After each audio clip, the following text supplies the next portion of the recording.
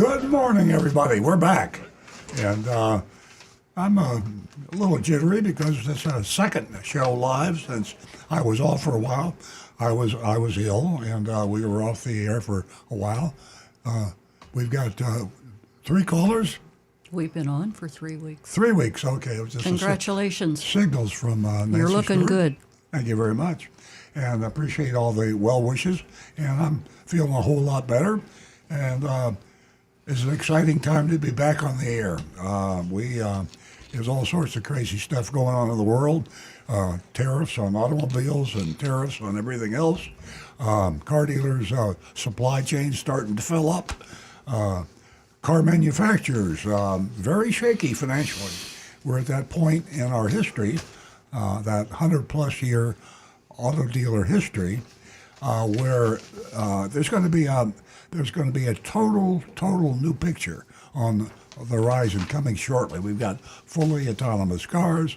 We've got the possible disappearance of the auto franchise system, which, as you regular listeners know, we are an automobile dealer. We have a Toyota dealership in North Palm Beach, Florida. But this is a consumer advocacy show. And our purpose here is to help you buy or lease your next vehicle, new or used, or maintain or repair that vehicle or the one you have now without being ripped off, pardon the expression, taken advantage of, if you prefer, by car dealers. It's a zoo out there? We live in South Florida.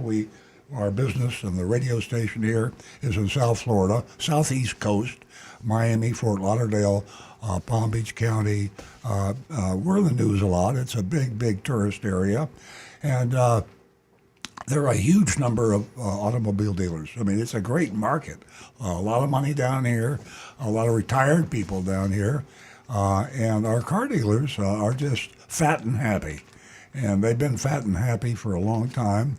And in our shopping excursions, where we send a mystery shopper into car dealerships to find what's good and what's bad about them and let you vote on it, that comes later on the second hour of the show, we have found that South Florida car dealers are about as bad as they get. I mean, we shop in Massachusetts, Tennessee, Pennsylvania.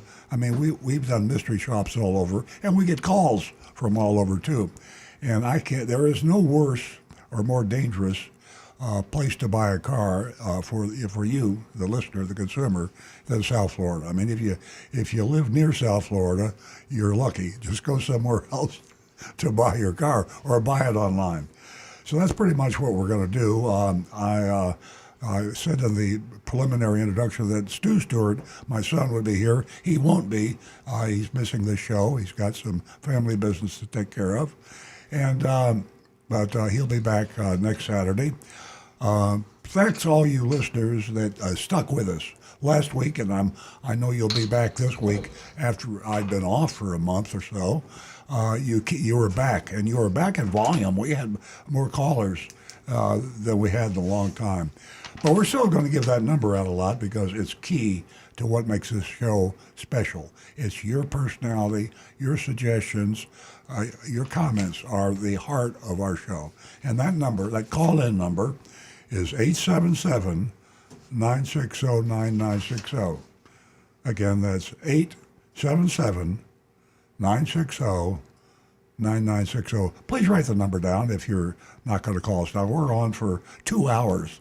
That's a lot of radio, and, I'll be honest with you, Nancy and I and Rick, Jonathan, I'm sure, 2 hours is when there are thousands of people watching you and listening to you.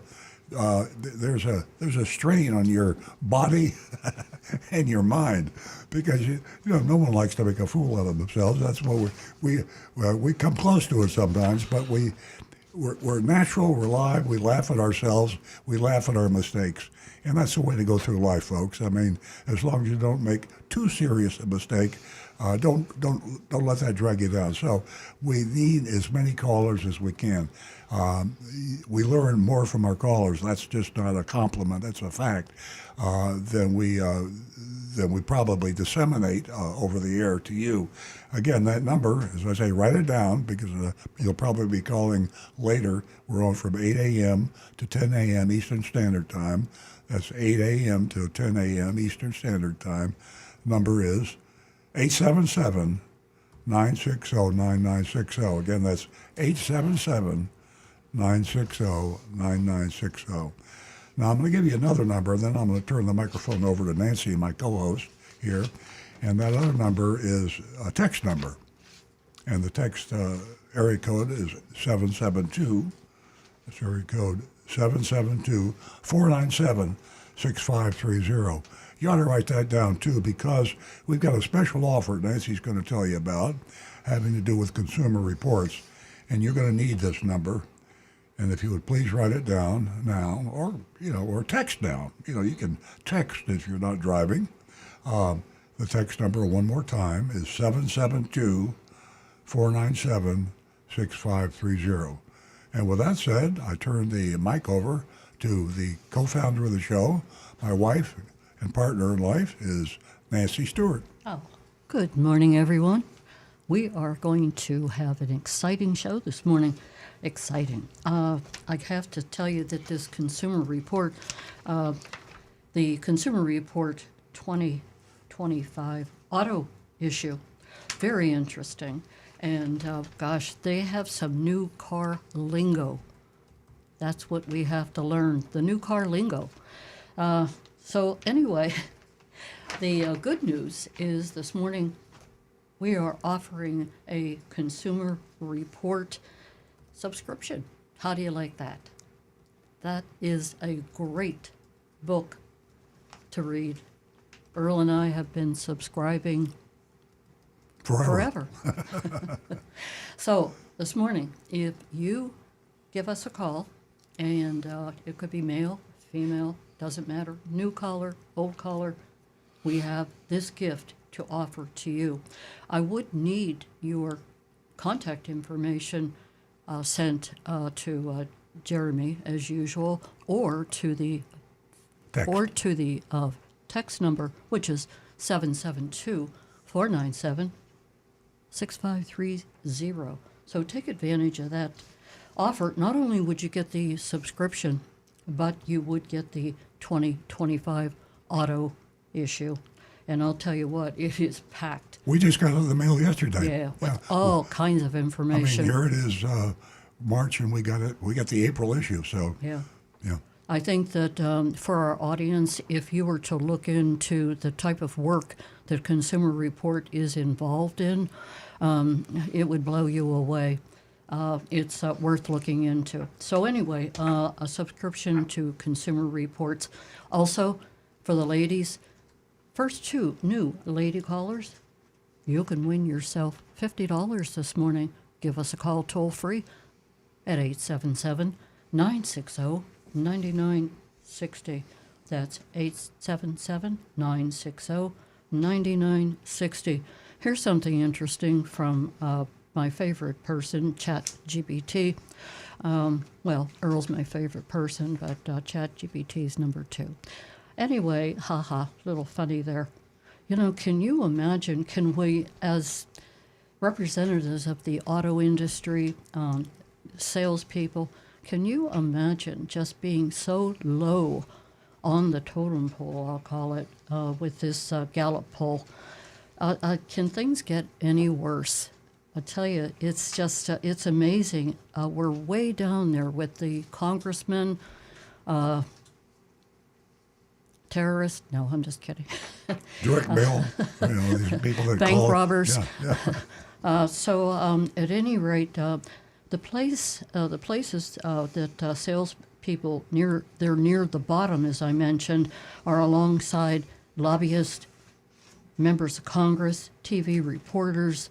It goes on and on and on, and we are officially at the bottom, way at the bottom.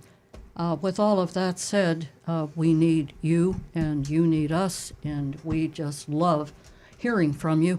You are a great part of the show, very informative, and we totally appreciate that.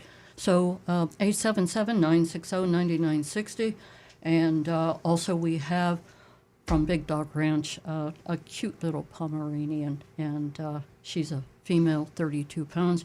You'll hear more about her later. We also shopped Maserati of Stewart. It's quite interesting. Yeah, Stewart's in South Florida, just next door to Palm Beach County. So it's not a well-known county, but there's a lot of car dealers up there. Indeed, there is. It's becoming Palm Beach Lakes Boulevard. Is it close to that? Okay, ladies and gentlemen, buckle up. We got a great show.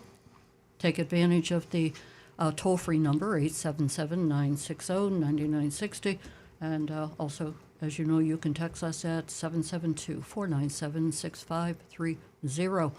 And don't forget youranonymousfeedback.com. Now back to the recovering car dealer. I didn't mention in my introduction, shame on me, Rick Kearney sitting next to me, and this is for the new listeners because our regulars know Rick better than they know me. Rick actually probably has more mic time in terms of calls because he's a certified diagnostic master technician on automobiles. And, if you're an old guy like me, your knowledge of automobiles probably dates back to I was born in 1940, so you pick a year, and the vehicle was a very simple thing. It had an engine and a couple of doors, or maybe four doors and four wheels, and real simple stuff. I mean, I think back about my knowledge on cars, and I can think about things like spark plugs and coils and radiators and just the basic. Really a simple machine. And before I'm going to get Rick involved in our conversation very quickly. You folks who know Rick, please give Rick a call if you have any issue on your car that you'd like explained, and he'll explain it.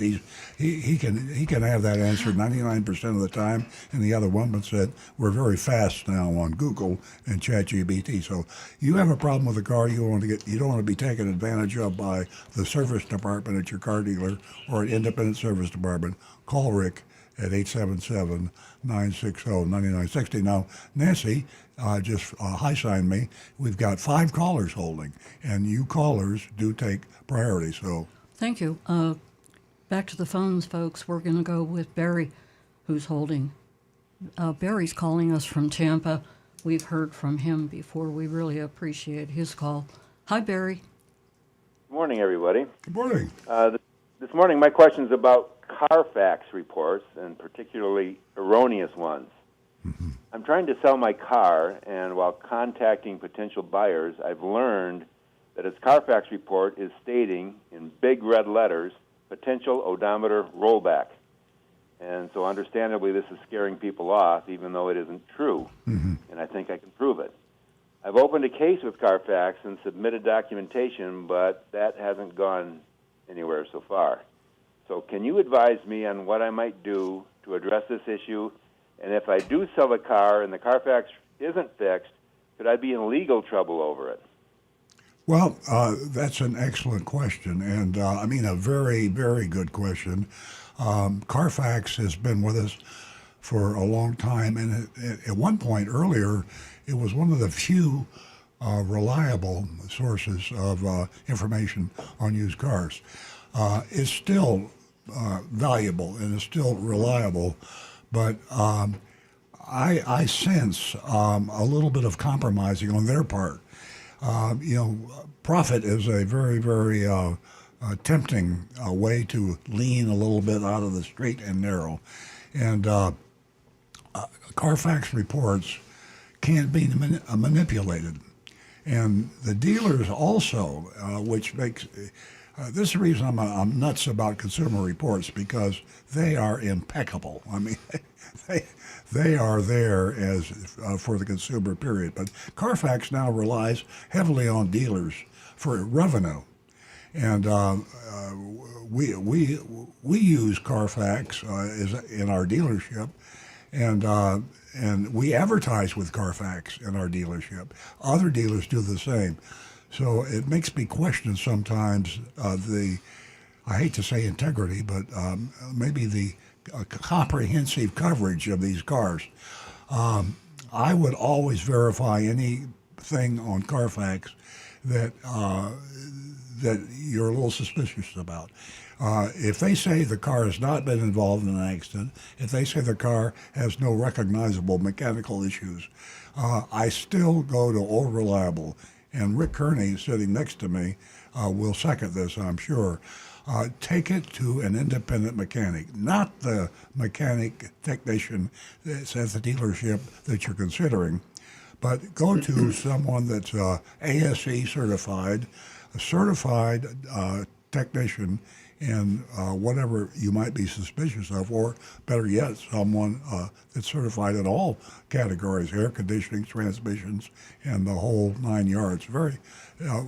When a mechanic is current on those issues, he's going to tell you, yeah, this car has more than the quoted mileage, and I know it says it doesn't, but it does. You can tell. So, Barry, thanks a lot for that. I'm not saying that Carfax is not a valuable source. It is, but it is not as reliable as it once was, and you should always verify with your independent mechanic. Did I answer your question? Well, not exactly.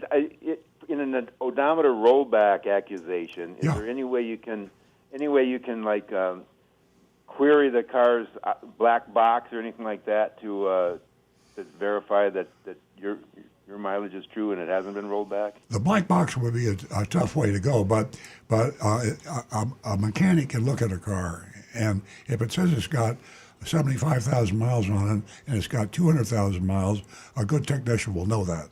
Say this car has got a lot more than 75,000 miles on it. The other way, you can track these cars if you have the title, and you track the transactions that this title had through the history, which you can do. If there were 4 previous owners or 3 previous owners, you could verify the odometer yourself by going back and saying, Mr. Smith, do you remember what the car had when you traded it in to Acme Automotive? They say, yeah, I had 118,000 miles. I said, oops. It only shows 20,000 miles on Carfax. I'm exaggerating a little bit, but yeah, there are ways. A good trained technician can tell you if the miles. See, people aren't going to put the dealers or sellers are not going to turn back the odometer. That's a very risky thing to do. You can go to jail for that, and if they're going to do it, they're going to do it seriously. They're not going to turn back an odometer with 100,000 miles on it to 80. They'll turn back a car with 100,000 miles on it probably to 25 or 30. Or if it's got 300,000 miles back, they'll turn it way back to maybe 90. So it isn't going to be an adjustment of 10 or 20,000 miles. So if you can get the guy that owned that vehicle in the beginning, or depending on how many owners it had, to tell you what he recalled the mileage was at trade-in, then you're good to go. Okay, all right. Thank you very much. Thank you, Barry. Appreciate the call. Rick has got something he wanted to comment on. One quick note that can happen with Carfax is if you take your car into the dealership and one of the service writers accidentally kind of fat fingers the numbers, and they set say you go in and your car has 30,000 miles, and they accidentally type it as 60,000 miles, and then the next time you go in, the guy puts the mileage in correctly as 35,000 miles, Carfax is going to flag that and say, oh, that's an odometer rollback. And that's where that issue comes in, or can possibly. That's one of the ways that it can possibly happen. So that might be where your way to argue that and get Carfax to correct that. Tell them, look, somebody must have goofed up. Here's a photo of my dash, and this shows my mileage is correct. And that being said, that's exactly what happened. I had an oil change. They reported it too high, and then the DMV reported the registration renewal that was the original mileage when I bought it, so it's flagging it. but it's so far in the past they won't go back and fix anything. Ah, yeah. See, if you go to the dealership or any dealership that is the same manufacturer, you can get them to print out that history, and then you actually have physical paper proof showing, hey, this was simply a clerical error. This is not somebody messing around with the odometer on this car. It was a clerical error. Let me ask a question to both of you, the caller and Rick. So the guy accidentally put $60,000 at our dealership, and but he was in another dealership, or even our dealership, 6 months or a year ago, and we put 20,000 miles on. So you're thinking there would be, if you had a great variance between the previous mileage and the current mileage, it should be a red flag. So maybe check back to the second. Right. That's what I'm saying. If you get the printout of that history, and that history will show all the services that were done at every dealership. So say you went to Mullinax Ford for one service, and they put in the proper mileage. Then you went to a dealer in Miami, and they put in the wrong mileage, and you went back to Mullinax, and they put in the correct mileage again. Obviously, your printout would show, hey, these miles are messed up, and that way you actually have physical proof that all it was, like I said, was a clerical error. Barry, thanks very Barry, much. That really excuse brought me. forth a very constructive construction. I learned something from this, and I'm glad you answered that question. I learned something that I didn't think of. So, Rick, thank you very much. Hey, Barry, just for the record, what kind of wear and tear do you see on the vehicle? Oh, it's in great shape. Great shape? Well, that's a positive. And it's also a positive that you can compare service records, old inspections, or even sometimes title documents. But I'll tell you what, as Earl said, there's just a heavy fine for odometer fraud, and it is definitely not worth messing around with. You know, it wouldn't turn out as, well, funny as Ferris Bueller's Day Off, if you ever saw that movie, where they turned back the miles. Anyway, Barry, it was great hearing from you. Good luck, and I certainly hope that you bring us up to speed next week. Thank you very much. You're welcome. 877-960-9960, or you can text us at 772-497-6530. We're going to go straight to Marty, who's been holding. Good morning, Marty. Good morning. Sorry for the wait. How you doing? Okay. Good. How are you? Great. I have a question for Rick. Okay. On my Crown, there's a camera on the steering wheel that's facing the driver. Every so often, that camera says either sit up, your eyes are closed. Usually, I drive with my eyes open. Usually. Usually. Yeah.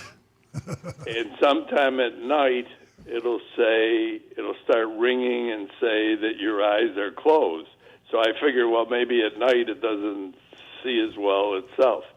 My question is, I was told you can turn off the camera. My question is, does that get rid of any of the warnings that you should be able to see on there? Deactivating that camera should only turn off those driver alerts. It won't affect anything else on the operation of the vehicle, but it will turn off any of those alerts of like, hey, it looks like you're getting sleepy. But there are redundant issues where if your lanes, should you start drifting in the lane keep assist will correct. There are backups for it. But turning off just that camera is just going to turn off those alerts about where it's looking at your face to say, hey, you're not looking at the road, your eyes are closed, we don't detect a proper visual attention to the road. Yeah, no, a lot of times in mine it'll say sit up. I can't sit up any more than I am. So, yeah. It's just annoying to see it. For the most part now, I just ignore it. It's a very new technology, and unfortunately, like any new technology, it's got some bugs that they're going to have to work out. And one of the things that hopefully will improve it is over time, Toyota's going to be doing updates that they'll do digital updates that will help improve that. So hopefully it will get better, but it's like any new technology. Yeah, There's Marty, going to be some bugs. I appreciate that observation and you reporting that because that's our dealership and Toyota is involved. We will report that to Toyota, and because you could even to get their attention, to get the factory's attention, I and you should always use the word safety. And if I'm driving your Crown and I keep getting a message that I'm not sitting high enough and I'm sitting as high as I possibly can, it's going to irritate me, and it's not going to be when my attention is trying to fix or live with a bug created by the manufacturer of the car, is creating a safety issue. And when you say safety issue to a manufacturer, Toyota or anybody else, suddenly we get their top technician down at our dealership and with the orders, get that thing fixed one way or the other. We don't need a safety lawsuit or the publicity on something unsafe. So yeah, that is something I wasn't aware of, and something that a lot of people weren't. But we'll call that to Toyota's attention for you. Okay. Hey, Marty. Very good. Yeah. I'm driving a Crown again, the 2025. I'll tell you what, it is extremely comfortable inside. The reason I have the Crown is because we were hit by a person on Wednesday that ran a stop sign. So my Tesla Plaid, because I'm the designated driver, well, she's not doing real well right now. They towed her away. So, but the Crown, I'm sure you're enjoying it. Yeah. Like I say, this is the only thing that Yeah. I would complain about. And again, it's not for the most part, I just ignore it. Yeah. Well, good luck with that, and give us a call back. Let us know what you decided, and we'll talk to you next week. Okay. Now, if you want the consumer reports that you advertise, what do you have to do? Send you a text? Yeah, 772. Yes, you can. 772-497-6530, and just give the information, your contact information, so they know where to mail your subscription, and we'll pay for it. Okay. Or Marty, if you want, you've sent me a text before. You can send me a text if you'd like. That would definitely speed things up. Okay, I'll send it to you, Nancy. Okay, I'm taking care of it. Okay, Marty. All right, very good. Glad you're back in business. Thank you so much. Have a great weekend. Ladies and gentlemen, 877-960-9960. I said earlier that we were talking about the subscription to Consumer Report, and we will extend that to another caller. Give us a call, 877-960-9960. Along with that, you'll be receiving the 2025 auto issue. It's a great magazine. Again, the number, the text number, 772-497-6530. We're going to get back to the phones, and our callers have been waiting patiently. I love it. Sometimes they hang up, but this morning everybody's hanging in there. Good morning, Howard, and welcome. Yo, Howard. Thanks for waiting, Howard. How are you? Okay, how's everything there? Beautiful day today. Isn't it? yeah, Wow, beautiful. Yeah. I know you have a lot of callers, so I have a question for Rick. Heater core. Okay, what causes them to leak? And a friend of mine has an old Mustang, and he did something. He took out the heater core. I told him he's nuts because he doesn't get any defrosting action. So you need a heater core for defrosting. I mean, down here, you don't need it. You need heat. At least my friend, I need heat because I'm old, but he doesn't need heat. He's young. He's only 70. So my question to you is, can you take a heater core out in Florida, and what do you do about defrosting? And when does the heater cores leak? Because I've had cars for many, many miles, and I never had a problem with the heater core. There can be a variety of reasons. The number one reason just is age. Any medical, listen to me, any metal component is going to get some corrosion over the years. And sometimes switching the types of coolant, some of the chemicals aren't always compatible. and it can actually cause little bits of corrosion. So when that heater core finally starts to rust out, for folks that don't understand what we're talking about, this is actually like it looks like a little radiator, but it's built inside a box inside your car. And it actually circulates engine coolant through this little radiator inside the cabin of the car, and it blows air across it in your air conditioning so you can have hotter air when you want it. Yeah, in my time as a mechanic, I have done bypasses on heater cores. We're not actually removing it. We're simply doing a bypass. And I've done that probably 30 or 40 times in my career or more. And basically all we do is we disconnect the two hoses that go to the heater core and run them together so the coolant never goes to the core anymore. It just goes through the hoses. And So if you Go ahead. don't have a heater core, you don't have defrosting. Well, So, actually, even in South Florida, you do have some defrost because when you set it to defrost at that point, you're blowing cooler air to the windshield. But the thing to remember is you're actually blowing dry air because that air, even though it's going over your heater core, it's also still going over the evaporator core, and the evaporator core removes moisture from the air. So the air that is now being blown on your windshield, even though it's cold, it's dry air. And that's going to help remove that fog and that mist on the inside of your windshield.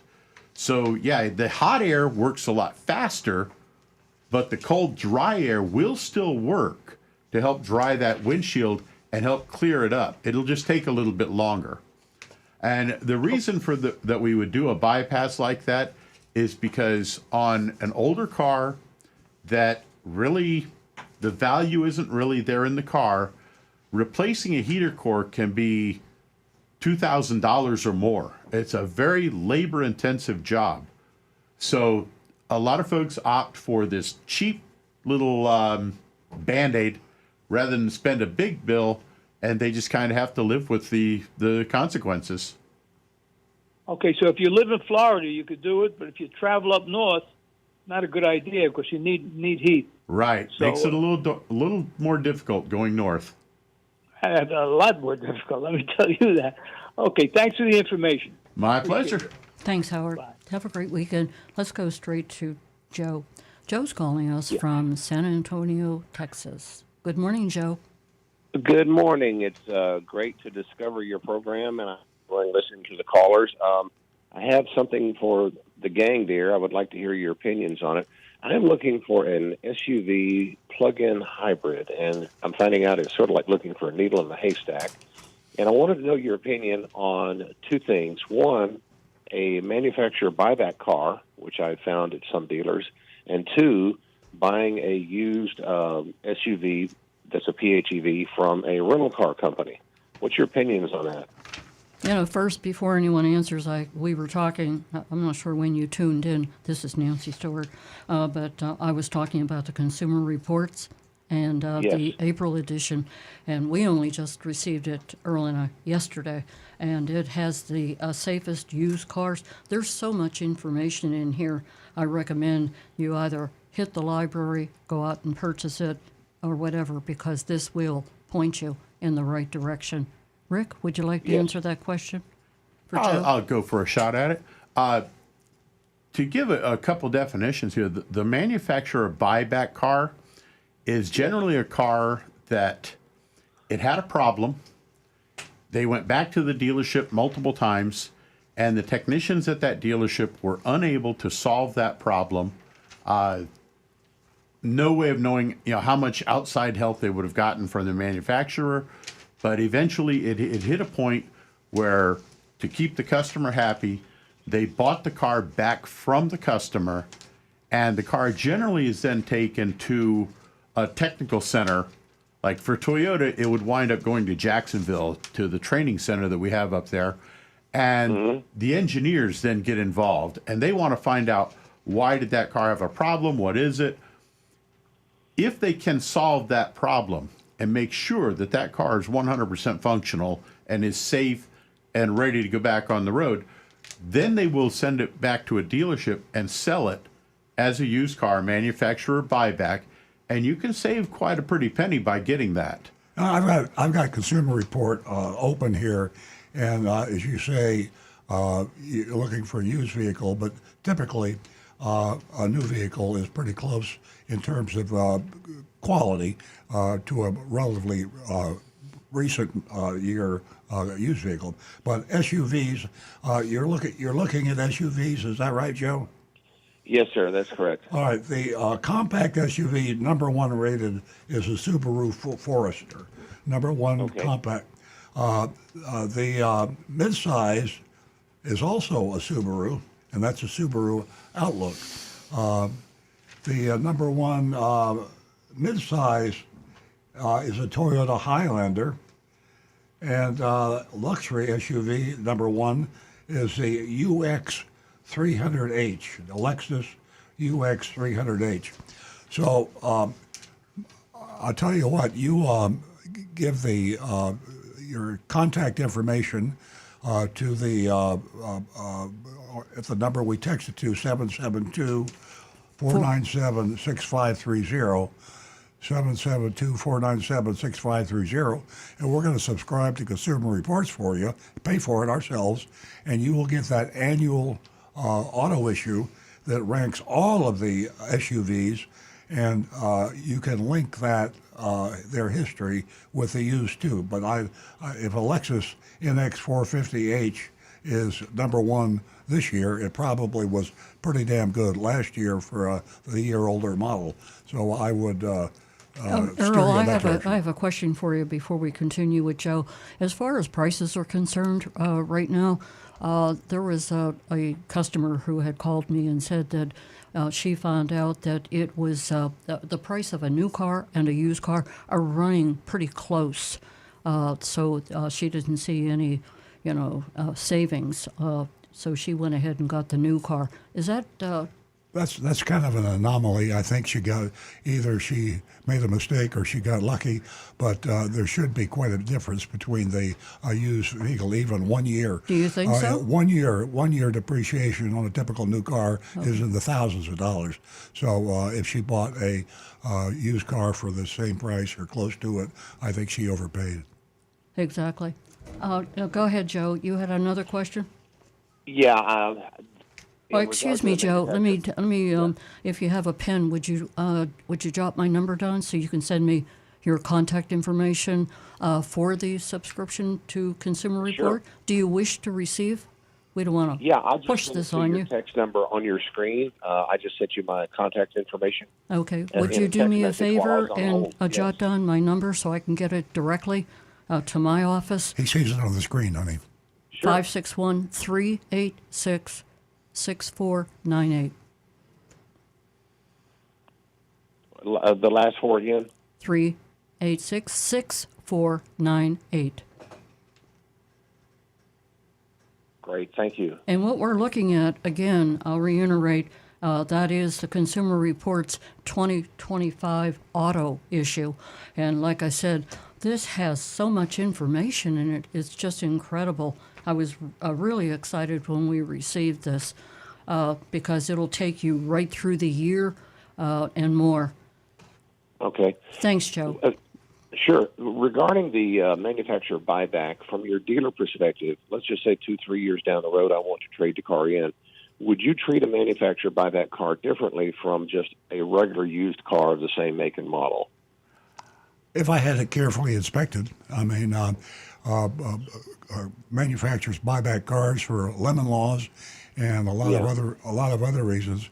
I'd want to know 100% clarity why it was bought back, and then I would take it to a good, honest, independent mechanic and say, check this out and verify that this defect has been corrected. But manufacturers only buy back cars for some pretty serious issues, and but they can be fixed, and if they are fixed well, it might be a bargain. The manufacturer, the dealer that is selling this car has been very forthcoming with me, and it's very interesting. You were talking about Carfax. Carfax just referenced the car being in for service. Mm-hmm. The dealer sent this happens to be a Ford model. He sent the Ford technician logs on everything they did on the car, And after they had it repaired, they bought it back. After they had it repaired, he says they drove it for 325 miles and could not duplicate the problem. So I'm pretty sure the dealer's being forthcoming with me, and there's no hiding the fact that it's a manufacturer buyback. They're very upfront with that.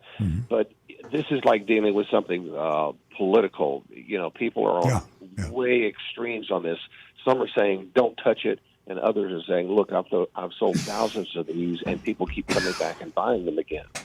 Well, sounds to me like you did your homework, and to the average person, I would say steer clear of a manufacturer buyback.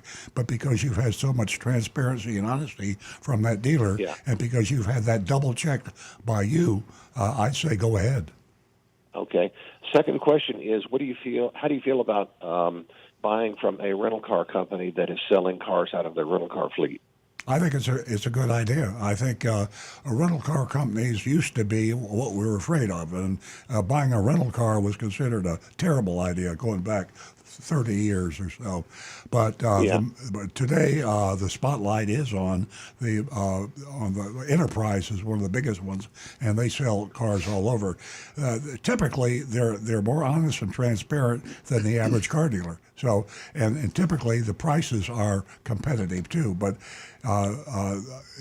this sounds like heresy because I'm a car dealer, but if I were buying a late model used car, I'd start with the rental car companies first and go to the car dealer second. And Joe, my experience with I'm going to say Enterprise, that's who I dealt with many years ago. I bought a car from them, and it was a great decision. Okay. Do you have time for a quick third question? Sure. If not, I'll I think that Rick wanted to add something to the last question. Sure. Go ahead, Rick. Yeah, just one quick note on it.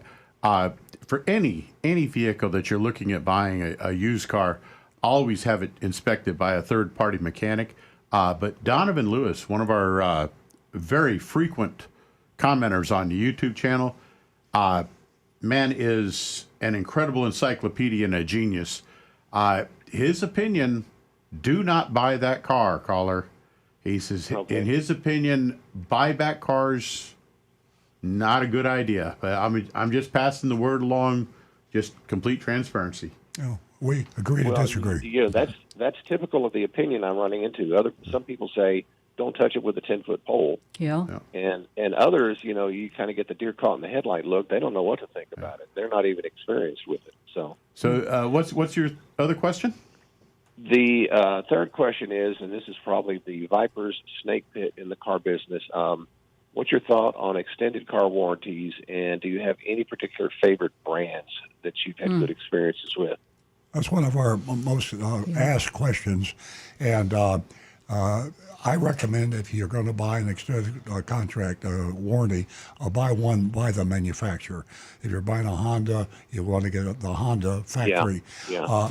I also the other part of it is that if you buy a quality vehicle and you look at Consumer Reports and you know you got yourself their most recommended whatever model you're buying, I believe in going naked and not buying the extended contract. These extended service contract companies and warranty companies make a lot of money. I know because I have one, and there's nothing more profitable than the insurance business. So you kind of beat them in their own game by going to Consumer Reports or your own personal experience and referrals, and you buy a real high quality vehicle. That's a bad buy for an extended service contract. If you've got a car and you're not sure of the quality, and you like to sleep better at night, and you want the peace of mind, that's what you really are getting when you buy an extended warranty. You're getting peace of mind because you have that type of personality that feels warm and fuzzy and secure because I have insurance on my car, on my home, on my whatever you want to insure. It makes you feel better and you sleep better at night. I sleep well at night whether I have insurance on something or not, but that's a personal choice. I do appreciate your time. I just discovered your show on Facebook, so I will be listening live and watching you here on not Facebook. I'm sorry, Facebook and YouTube. Oh, but I'm thank you. watching on YouTube right now. So enjoy thank the you, show Joe. very much. Thank you for your help. Thank you. please give us a call again. Let us know what you decided on.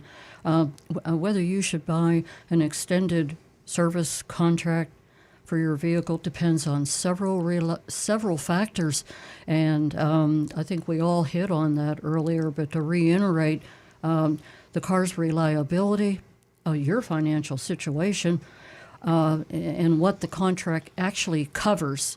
And it's definitely, Joe is a very educated consumer, Yeah. and I think that he'll get the information that he needs. We're going to go to Donna, who's calling us from LaBelle, and she's a first-time caller. Good morning, Donna. Welcome. Good morning. Thank you. You've won yourself $50, Donna, and if Really? you leave your contact information with, you can leave it with the control room with Jeremy. I will get the check out to you. Also, Okay, thank you. also, would you like a subscription to the Consumer Report? Yes, It's free. please. Oh, yes. Oh, that would be great. Yeah. Okay. Thank you. I would also need your contact information in order to sign you up for that subscription, and also that would make you eligible for the 2025 auto issue. That's additional. So that's a nice gift. Okay, It Donna, is. now that we Yeah. got all that out of the Yeah. way, thank you for Okay. building the female platform here. I do appreciate it. And the ladies that are listening right now to you, appreciate it. What can we do for you this morning? Well, I would like to know: is it can you use synthetic oil in an older motor? Rick? Yes, you can. However, I would not recommend exceeding the normal factory recommended service interval. In other words, if your car is supposed to have an oil change every 5,000 miles, I would stick with that. Even though you're switching to a synthetic oil and they say, oh yeah, you go 10,000, 15,000, I would still stick with Okay. the manufacturer's recommended Okay. interval. Yeah. But yes, you can Yeah. safely switch over to synthetic oil and you can use it just fine in your car. Okay. That's a good. Thank you. Good to know. Thank you. My Donna? pleasure. Yeah. Thank you for calling. Thank you. Spread the word with your ladies' friends. Give them I will. Tell them what they can win. It's- Okay. It's a win-win situation. Have a great It is weekend. win-win. Thank you. Bye-bye. Okay, back to the recovering car dealer. Yeah, on that oil, I was wondering in that dialogue, Rick, you can mix oil too, right? You can go with the non, you're grimacing. I don't like the idea of if you're running dyno oil, the original fossil oil in your car, and you need to add a quart of oil, I would recommend adding fossil oil of the same brand and weight.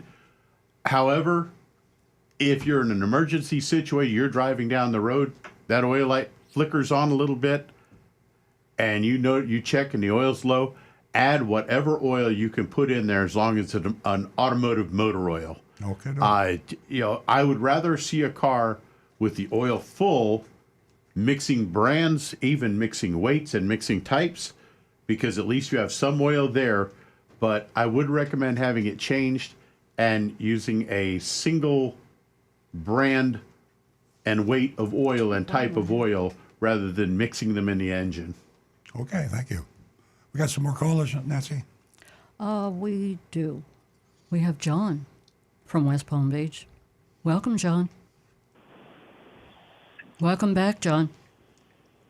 Hey, hello. John from West Palm Beach. How you doing, John? Good, good. Great. Hey, I have a question. My son is looking at purchasing a 95 Toyota Land Cruiser, and it's got very low miles. It's always been maintained and serviced.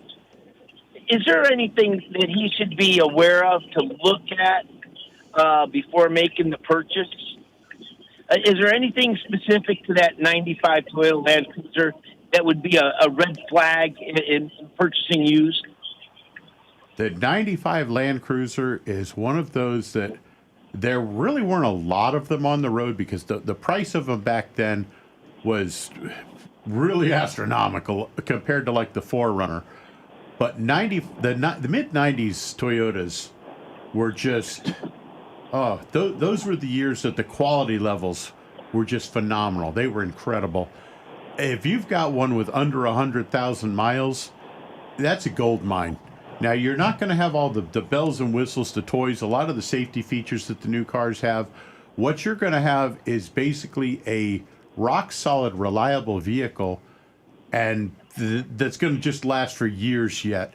Now, that being said, I would still say have it inspected by a good, qualified mechanic, and even if you slip them an extra $20-30 in a 12-pack of beer or something, make sure that they go over it with a fine-tooth comb, looking at everything, the brakes, the tires, searching underneath for any signs of corrosion, checking all the mechanical and electrical items, make sure everything's operating properly, look for any signs of possible flooding, literally anything that this car might have experienced. And if it comes through with a clean bill of health and you've got a reasonable price on it, you're not going to go wrong. It's got 46,000 miles, and I think he's asking. They haven't come up with the price yet, but it's going to be. Hey, John. It's going to be under 8,000. Let me interrupt you with that statement you just made. It's just totally amazing, the durability of this year Land Cruiser, and not only its long-term reliability, but most of the owners are getting over 200,000 miles on the vehicle. I'm going to need you to text me that seller's information. Because I'm not going to shark it out from under you. What you have just described is literally the authentic little old lady from Pasadena that drove the car only on Sundays to church. We know. If that car comes through an inspection, you have a diamond. You have an absolute diamond. And 200,000? Nah, try 400,000. Exactly. Jump on it, son. Jump on it. That's for. He's not willing to sell it to anyone. He wants to keep it in the neighborhood because he still wants to see it every now and then. Oh, wow. Lucky you. And so he's just taking a liking to my son. He doesn't have any kids of his own, and he likes what he. My son has the Excelsior and the Hilux and that. So my son approaches him, How'd so you get those in the U.S.? Huh? How did you get those over the border into the U.S.? Well, one's a 99 and one's a 98. Wow. And amazing. My son's only 21, and he imports them, but he doesn't import them. What he did was he got hooked up with a serviceman in Japan. He gets to send vehicles over for free. So he does. So my son buys the vehicles from him, and he only pays the $1,000 port charge or whatever, and the paperwork. Wow. And amazing. Do you know that as far as owner satisfaction for this vehicle, the ratings for comfort, for everything across the board, it is unbelievable. And Rick is sitting here shaking his head. He's in awe of the story you just shared with us about your neighbor. And the vehicle is available to you so he can see it. Well, this is also, to me, breaking news. But what a great source of vehicles. If you have a contact in the armed forces, and you're telling me that the government will ship his car back to the States for him, if I understood you correctly. Wow. And there are a whole lot of people come back that don't have cars, and I won't say any more, but it sounds to me that there's a source of bargain cars out there. There's just some cars that are not available in the U.S. And to get them through customs and to get it to where you can legally drive it on American roads, it takes a lot of jumping through hoops in most cases. Yeah. And what you wind up with is a unicorn. Yeah. You'll never see another one here. And John, you're on to one, that's for sure. And did you know that 98% of owners, they recommend this vehicle that we're talking about? That's pretty high. And I'm surprised I haven't seen it in the Consumer Report. But boy, I'd jump into the front seat of that baby. Well, importing the cars, it has to be less than. It can't be older than 2000. There's some restrictions because you can bring any car over. If you go to, I think it's Japan used cars. There's a whole bunch of sites that sell them and that, and it's just a matter of paying the price. Yeah. And they're not that expensive. It's just you got to go pick it up from the port. The closest one is Jacksonville. Then there's another one in Baltimore, and so it all depends on where the car's coming in from overseas. Yeah. John, I'll tell you what, we love talking to educated consumers, and you're definitely one. We have a lot of, informed consumers that call us, and we definitely appreciate it. What a great conversation.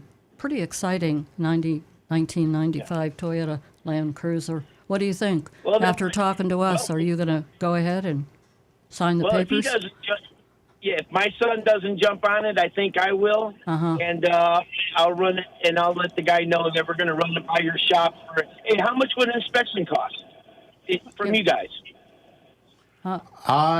I believe they would run about an hour's labor, so it'd be about $150.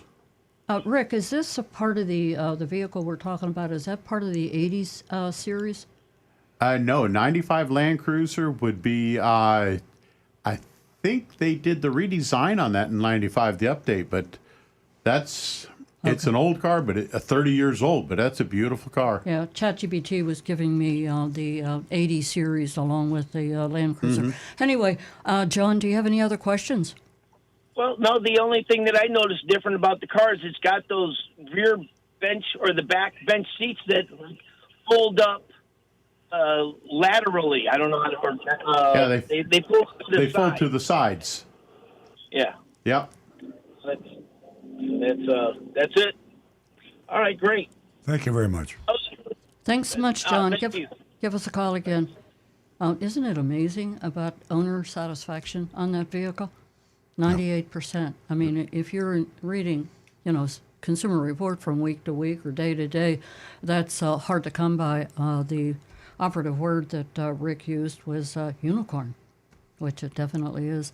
Our number here, 877-960-9960. Ladies, I have $50 here for one more new lady caller. You can give me us a call at 877-960-9960. You can also take advantage of the text number, which you'll need when we go ahead and do that mystery shopping report. That number is 772-497-6530. And Rick, I believe that you're manning the texts and the texts are coming in, and YouTube. Yep. Okay. I'll turn it over to you for now. We have a little lull in the calls. Well, we got one right off the bat here. Mark H. is asking, he says, Earl, Consumer Reports are ranking the 2024 Tacoma and the 22 and 23 Tundra as the worst for reliability. Are these problems tarnishing Toyota's image? And for the premium that Toyota gets, I would expect better. Or that's what he says. Well, that's a good question, and the answer is that if you also count the number of vehicles by Toyota that are ranked number 1 or number 2, there's quite a few of those too. Toyota has, and most of all the major manufacturers have almost hundreds of models, probably less than 100, but it seems like we have too many models. And if you go model by model and see the Consumer Report ranking, unless there's some uniformity. For example, I would say you pretty much can't go wrong with a Subaru because they have relatively few models compared to General Motors or Toyota, but a very high percentage of their models are ranked way high. When you talk about a manufacturer like Ford or Toyota with a ton of models, you'll typically see some that are very high and some that are pretty low. But my answer would be, if you see a Toyota model that's ranked low by Consumer Reports, I wouldn't buy one unless I was a Toyota dealer, which I am a Toyota dealer, so I take a chance. But stick with Toyota with Consumer Reports, even on Toyota or Lexus, and especially something like Jeep. To be fair, just so people are aware, the Tundras in question and the Tacoma model, they had an issue with the engines on these where there were metal pieces from the original manufacturing Just pieces recently, yeah. that were not properly cleaned out. And as part of the repair for that, Toyota did a recall. They're recalling mainly all the Tundras, and they are literally replacing the entire engine. Yeah. Myself as a mechanic, I find that that's something that you should be aware of if this is done.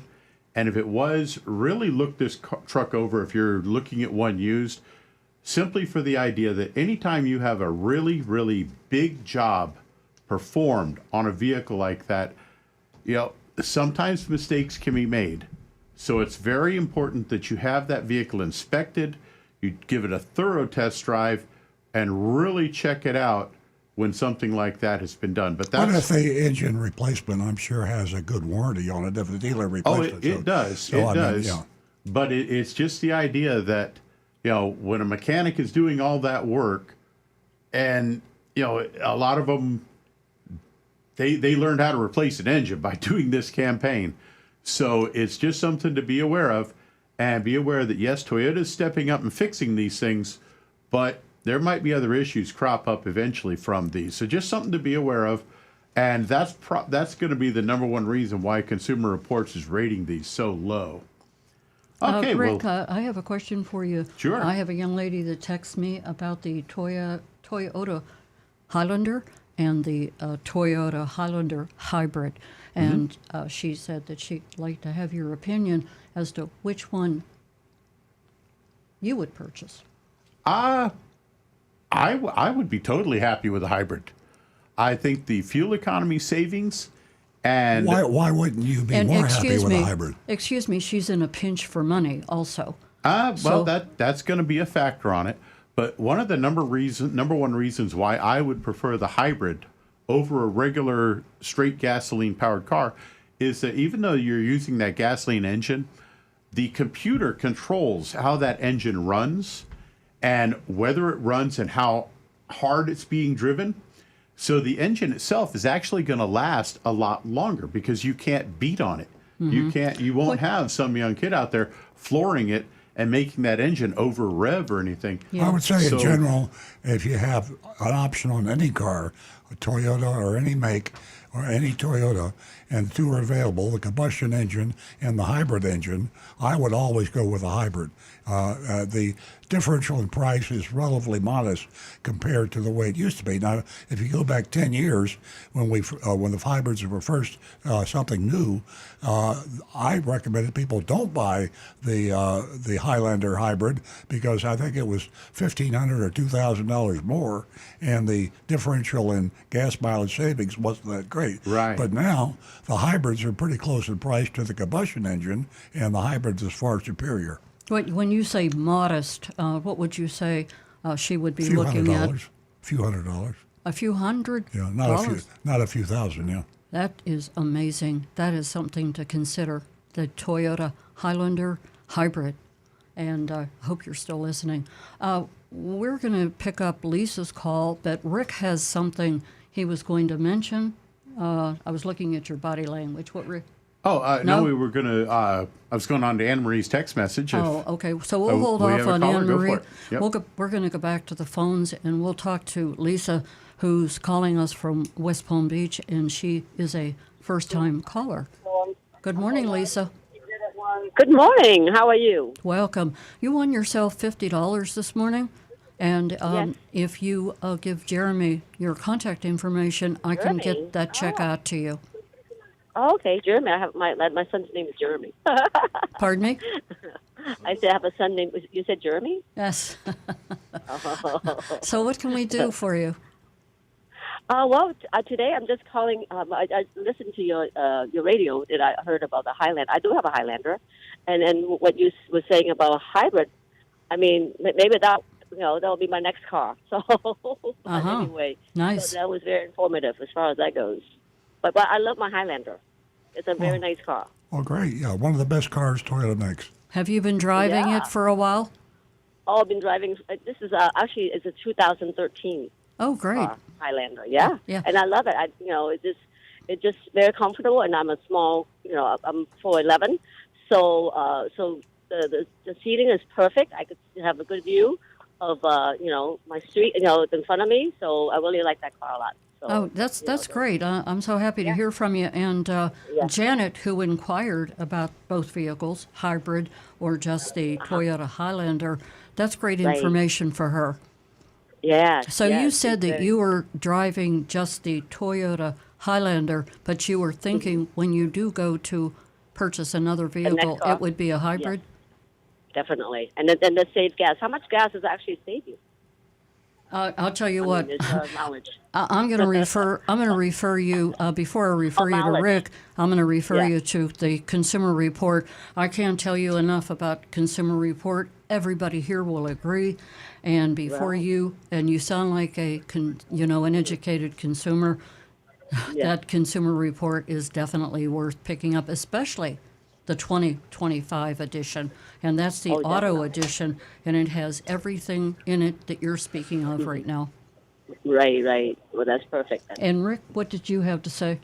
My opinion on hybrid fuel savings is for the average driver, 10 to 15% or better. Really? However, if you go online and Google the term hypermiling, this is a term that was invented back in the early 2000s, the mid 2000s, when people were buying Priuses, hybrids available on the market, and they learned how to drive these cars in almost an exaggerated manner to the point of which the fuel economy was massive.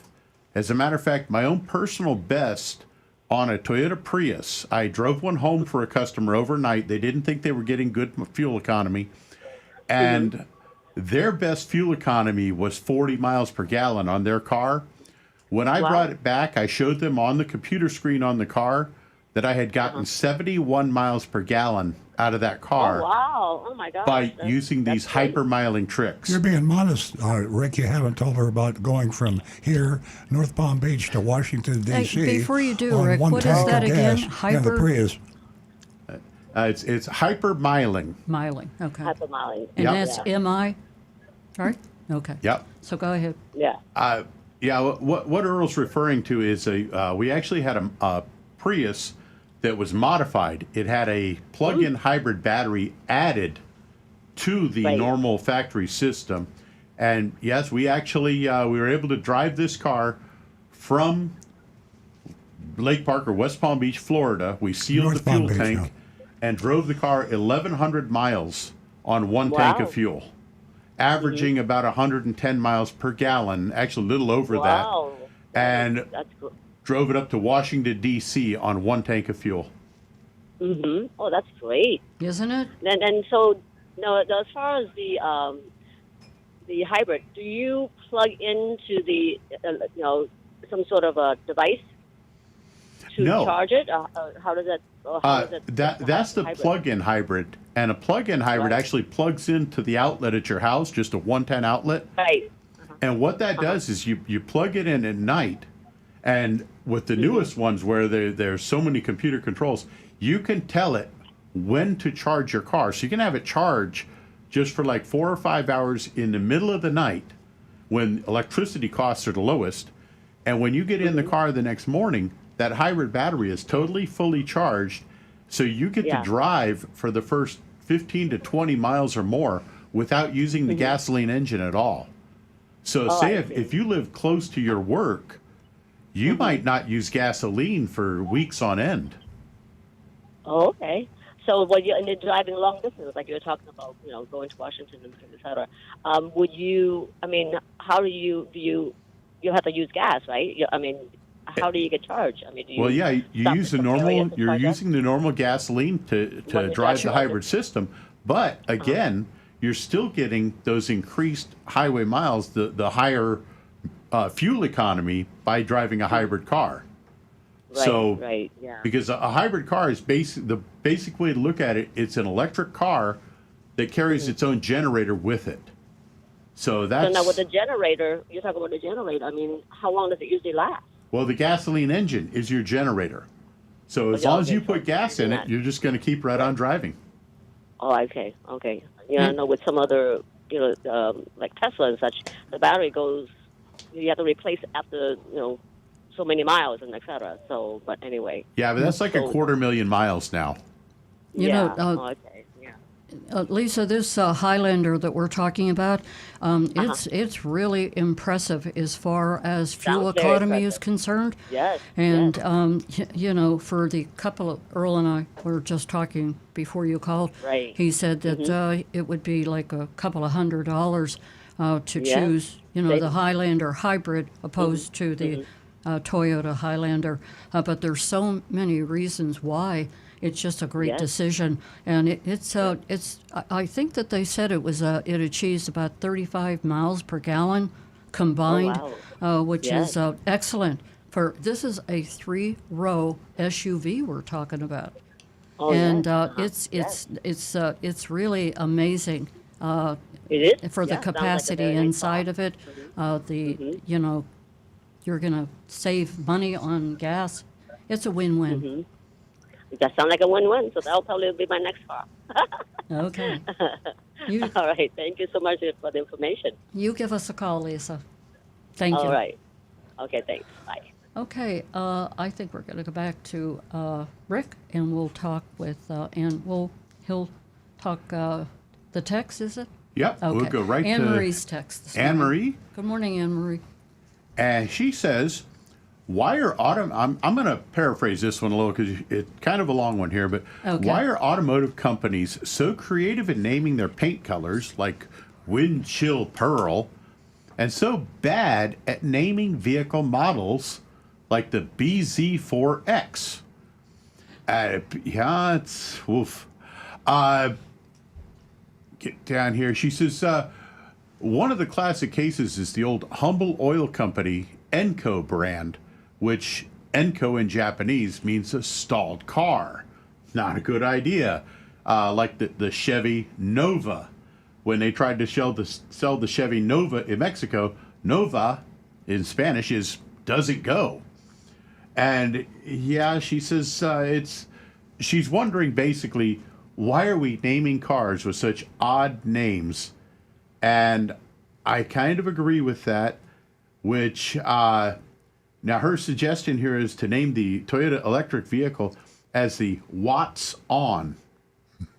And she says, as a little joke here, the command for the vehicle to come and pick you up would be just like Alexander Graham Bell's first words on the telephone when he said, "Watson, come here." Well, I think the answer is a lack of thought and sophistication, and I totally agree with Anne Marie's criticism of models of cars. The challenge to name a new model is you want it to be memorable, you want it to be hip, cool, like, boy, I like the sound of that. And you don't want it to confuse the buyers with other models. So there's a whole lot goes in. You've got the marketing, you got the engineering, you got the design people. What usually happens is the executive gets to name it, and the executive oftentimes doesn't know what he's doing when it comes to marketing. But the last thing you want to do is have a confusing name on any model car. And the Anne Marie's right. demographics are real important. They target that also, Yeah. I kind of like how a lot of names now are place names, which kind of gives it a generic feel, but some of the car manufacturers out there have come out with some great names. A place where? Santa Fe, Tacoma. Okay, what if you're buying a car in Peking or Chile, and you've got Santa Fe name? What the hell's a Santa Fe? Hey. So you got to look at your markets. You got to look at your youth. Age of the buyer, and look at a lot of things, and put as much study into naming a model car as you do into designing it. Yeah. But I think they're shooting from the hip on these on these model names, and I think it costs them sales in the long run. And sometimes there isn't an advantage.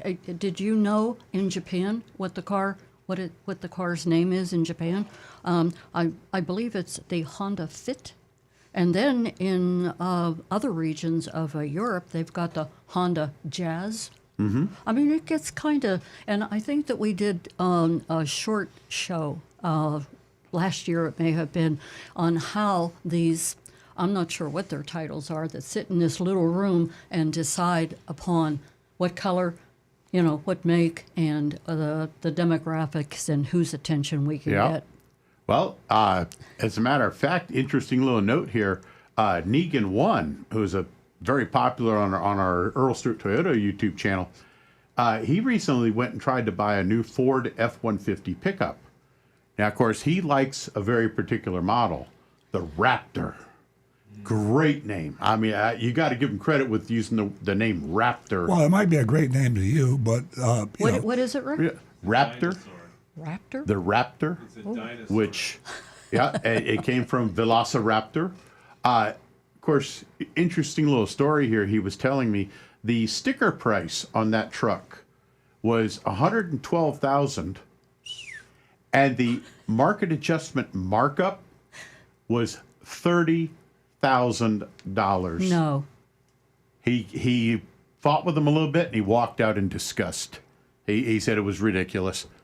Wow. $30,000 markup on a new 2025 Ford Raptor. Wow. I need to pick myself up off the floor. Yeah, it's crazy. Yeah. I think that by the clock I see here, right, Jonathan, we're going to go to YouTube? Yes, we have. Okay. Okay, let's go with Bob, and he's asking, good morning.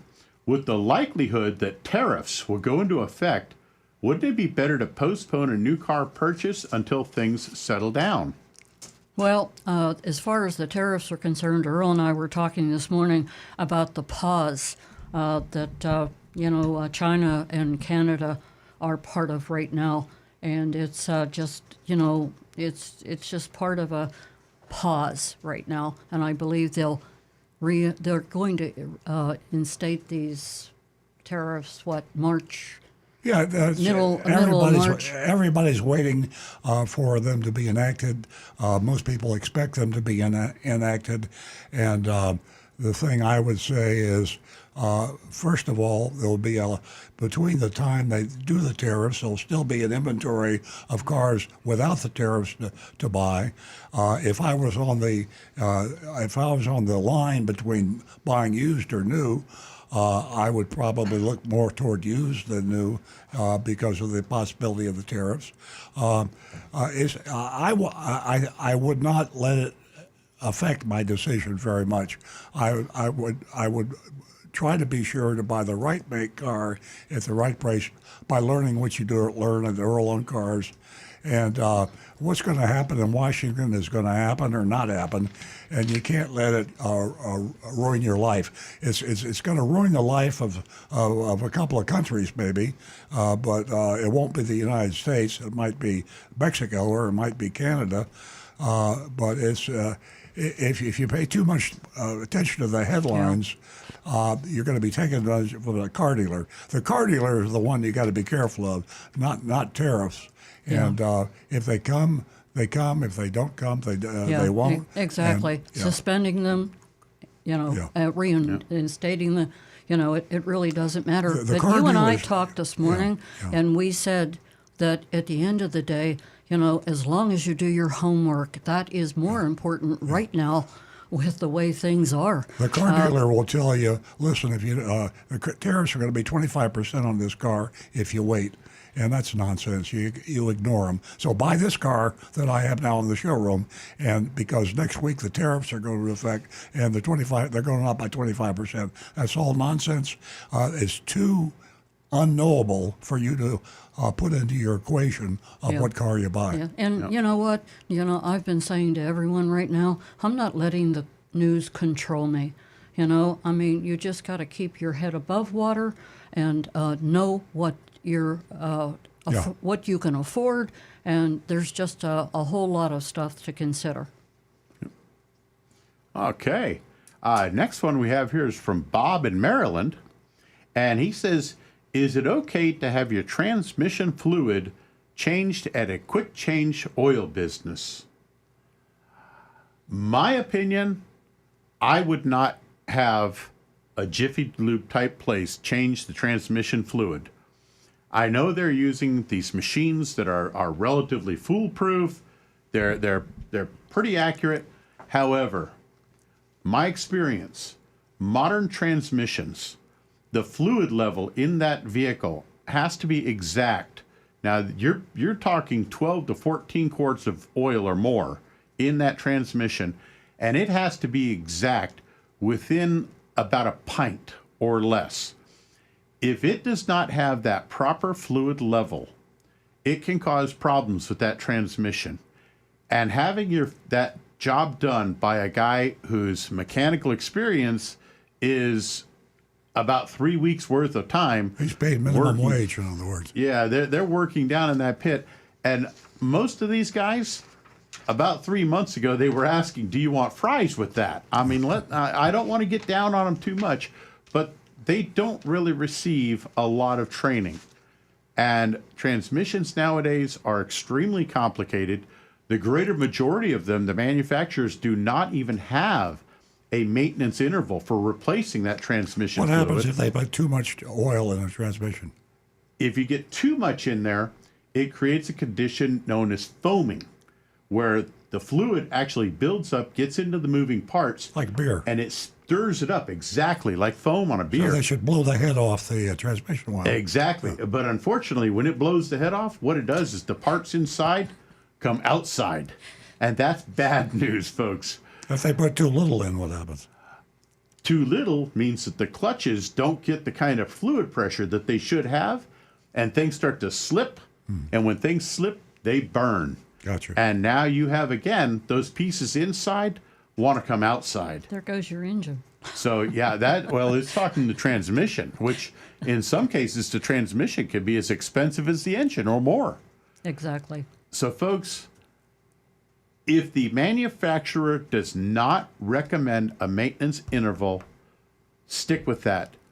If they say, yes, you should have it done for hard driving or towing or things like that, have that service done at the dealership, especially because if the dealership goofs it up, if they make a mistake there, they will fix it and they will make it right.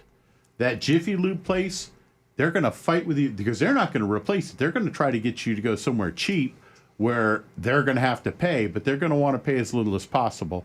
So my advice, don't do it. Well, I'll tell you, Rick has some great information, a whole lot of knowledge, and he can answer every single question. Let's see here. Little quick note here from Donovan. He says the tariffs are paused on cars that are USMCA compliant. An Audi Q5 is not, so the cost will be higher. They have the 25% tariff right now. A lot of VW, BMW, and other brands are making cars in Mexico that are not USMCA compliant, so the cost is going to be higher on those. And he says, let's see, go on down here. He says he thinks it's really hard to know, so you're going to have to do some homework on that to find out if these are compliant or not. But yeah, I agree with you, Earl. This whole tariff issue, it's going to get crazy for a while. It sure is. You've got the greatest tool in the world now, the availability of online pricing. You've got the leader there, Amazon. By the way, the latest Consumer Reports ranked a lot of vehicles that were made by Hyundai. And you got the Hyundai, the Kia, the Genesis, and I was amazed at the high quality ratings on the Hyundai, the Kia, the Genesis. So you've got the best of all worlds if you could buy yourself a Hyundai and buy it through Amazon because you'll get a good price and you will get a good car. So this is what's happening in our auto retail world. We're all moving to online buying and pricing and safety for you, the consumer. Okay, where are we we're now? going to continue with the YouTube. Okay. All righty. Little quick note here is, nice thing to scroll here. John Hartley says, why does CarMax have their cars marked up so much? He's looking at a 24 4Runner that they have in inventory that is marked $5,000 more than the original MSRP on that vehicle. Well, in general, CarMax is honest, transparent, and fair. Every CarMax has a different management. Fortunately, there's a lot of CarMax outlets, and if you're in a suburban, urban area especially, you'll have 2 or 3 CarMax within distance of each other. In general, CarMax has fair pricing on the cars.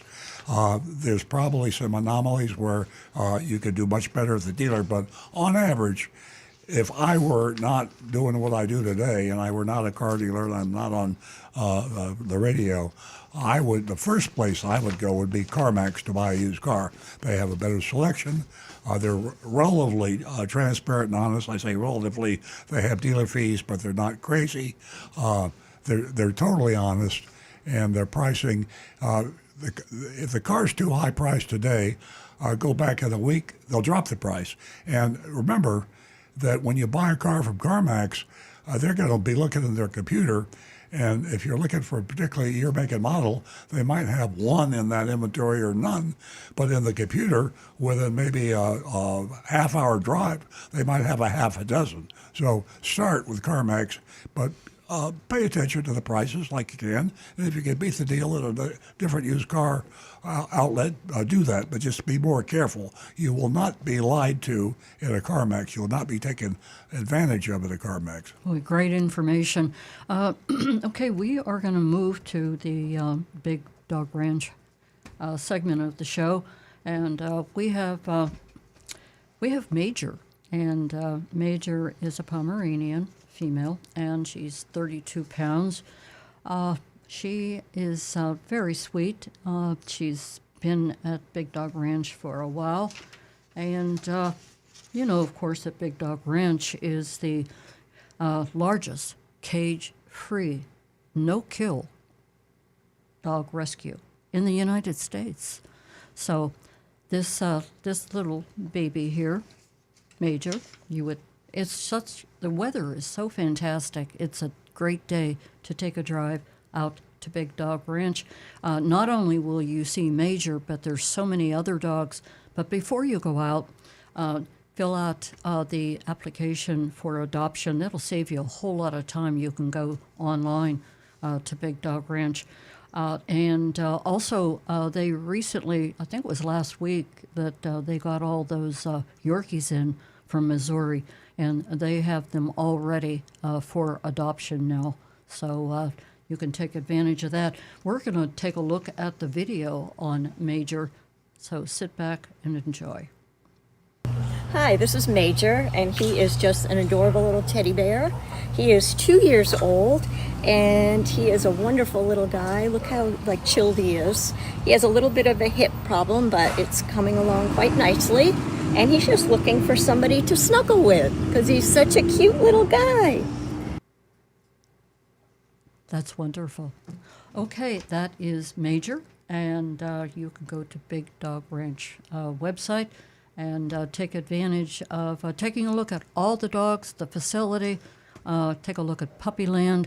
You'll certainly enjoy it, and you'll give a fur baby a home. And you dogs watching out there and listening, it is a very nice place to stay. So if you can somehow convince Big Dog Ranch to take you in, we have dogs out there that almost refuse to leave because exactly. They got a swimming pool, they have nurseries, they have a maternity ward. Yeah. You heard Nancy say cage-free. They have little cottages they stay in. It's amazing. They have their own. We have several veterinarians. They love the place. So you're going to have to be a really good owner to persuade the dog to come. Yeah, and excuse me for a moment, Rick. We pay the adoption fees. Yeah. Is that a the dog of the beautiful week. thing? On the dog of the week. On the dog of the week. And also, I have to mention Earl's book, Confessions of a Recovering Car Dealer. Earl, you have that book with you? Yeah, I got it here somewhere. I think it's right over here under your consumer report. Oh, okay, yeah. Eyes like an eagle. Confessions of a Recovering Car Dealer. The book is $19.97, and you can go to Amazon or Earl on Cars. I guess where all that money goes.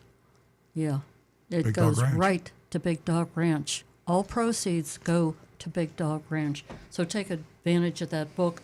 And there are consumers that have spoken to us about the book. They purchased it 10 years ago, and they're still going into the book for all the information that really hasn't changed much. Rick? It's fun to stay at the BDRR. There you go. I had to do it. come I'm on. sorry. I had to do it. Go ahead. Spelled it out. I want to hear that again. It's fun to stay at the BDRR. I'm sorry, folks. You notice I promise didn't even will have to never do bribe that them. again. You know, I was thinking of you earlier, Rick, and remember when we used to play on the air, Let's Stump Rick. Oh, I would like yep, to yep. I would like to put that out there. I think I'll do that next week. The problem is people are going to cheat, and they're going to go to ChatGPT Well, or give them the Google. benefit of the doubt. It was fun. Today, if you can And Rick has ask all a the question, answers. you can get the answers. So it's Yeah. we- Right, Well, Rick? One thing I can honestly say, when we were doing that, I went fair and honest. I never Googled. ChatGPT didn't exist then. Yeah. I never Googled an answer, and if I didn't know, I honestly said I don't know. That was I'm not perfect. I certainly don't know it all. I never will. but you had all And the advances are incredible nowadays. Yeah. But Yeah, you were amazing, you know, and it just Well. got to be a joke because nobody could stump you, and you weren't reading from anything or looking No. anything up. This was from all of your years of knowledge. yeah, and I just try to keep up on reading when everything I can find on them. But I got to tell you, folks, these new cars now have reached a point. Even I have started to fall Isn't it- behind because they are just so incredible. The advances are coming so fast, Yeah. and it's I noticed incredible. I noticed a bit of a change when I got into the Crown, the 2025, Mm-hmm. compared to the older Crown that I was driving, and there's just some, they've tweaked things up a bit. It's Kaizen, and I Yeah, know continuous Kaizen is improvement. Toyota's Toyota's motto, but I got to tell you, all the manufacturers are working that continuous improvement. They're all getting better. Yeah, Even the Teslas are getting so much better now. Yeah. All the cars, it's fantastic. It is definitely. Earl's Cybertruck got some negative press. There's about 438 models that are rated in the new 2025 auto issue, and you need to take a look at that. Earl, hopefully you'll have time to discuss that after our mystery shopper report. We'll take a look at that, so you want to stay tuned for that. Don't go anywhere, folks. Okay, we are going to get to the Maserati Stewart mystery shopping report. And as I said earlier, you can go to 772-497-6530. That's where you can text your grade for the mystery shop. So we're going to turn that mystery shop text number is 772-497-6530. Now back to the recovering car dealer. Yeah, we like to hear your vote, and we do the A, B, C, D, F voting thing, but we go on the curve. You folks remember the curve when you were in school? So if you're the best, even though you're not perfect, you get an A, and if you're not good, and but everybody else is better, you get an F. So we don't try to hold to the true. There are no perfect car dealers. And there are no car. Well, I won't say there aren't any car dealers that shouldn't be in jail because they probably should. But you understand what I'm saying. C is an average, and that's just what we get a lot of our scores here. It's important because on EarlOnCars.com we have our recommended list and our do not buy list. So if you are using our EarlOnCars.com website to make a decision, and you see a car dealer in your area and he's got a C, all we're saying is beware, be careful, and you can be taken advantage of because that's what the average car dealer does. If you see an A, then it's a miracle. If you see an F, don't even drive close to that dealer because they're really bad. Usually we reserve Fs for people that are breaking the law. Absolutely. So good dealer, baddealerlist.com. Take advantage of that also. Okay, Maserati of Stewart, for you folks that are not familiar with South Florida, that's at Southeast Florida, on the Gold Coast, the Treasure Coast, or whatever you want to call it. And it's not as rough and tumble nasty as Fort Lauderdale and Miami, but it's still to beware. Anywhere on the Southeast Coast or the South Florida, you have to be careful. Maserati, of course, is a luxury car, and we find typically that treatment of the wealthier car buyer with the luxury car tends to be nicer, more transparent than the other average car. I'm going to speak in the first person as if I were Agent Lightning, who is our superstar undercover agent that goes in every week and pretends to buy a car, and we tell it like it is. So here we go. I arrived at the dealership mid-afternoon and was greeted as soon as I walked onto the showroom floor by a customer service representative. I like that touch. Who asked if there was anything she could do to help me. I replied that I really liked the Maserati out front and I would like to take a look at it. She said, our salesman, River, just like it sounds, like Mississippi, R-I-V-E-R, River, would be happy to help you. It might be pronounced River, I'm not sure, but we'll call him River. River told me I'll go and grab the keys real quick, and then we could take a look. As we walked back outside, River mentioned that they were having a huge sale. Have you ever gone to a car dealership that wasn't having a huge sale? They're having a huge sale on their cars, and we're discounting this particular model by $12,000 because it was one of their year-end models. Again, standard operating procedure. All car dealers are having sales. All car dealers have huge discounts, and they won't last long. You know, if you bought a car before, or you should know about this. River then asked, would you like to take it for a test drive? I answered, yes, please. This is one of these areas where I happen to agree with the car salesman, the car dealership. You should always test drive the car. And of course, the car dealer does it and the salesman does it because they want you to fall in love with that new car smell and the new car and get excited and get emotional and throw logic to the wind and make a mistake in their favor. That's their method for the test drive. The real method is, the real reason for you is all cars are different. And you'd be surprised. You could take two new cars, exact same year, make, and model, and drive the two cars. You'll find a little difference in them. So don't ever, absolute rule, buy a used or new car without a test drive. And I also think it should be an extensive test drive. Going around the block won't cut it. You should ask before you buy. Maybe not at the beginning, but before you buy, sign on the dotted line. You should drive a car for at least a day, maybe 2 days. And you should drive it on the expressway, in the rural areas. You drive it in the city. All driving conditions that you typically encounter, you should drive that vehicle. You will save yourself a lot of heartache if you do that. Too many people assume that they had a new Camry they bought 5 years ago, and they're buying another new Camry, and everything's going to be the same.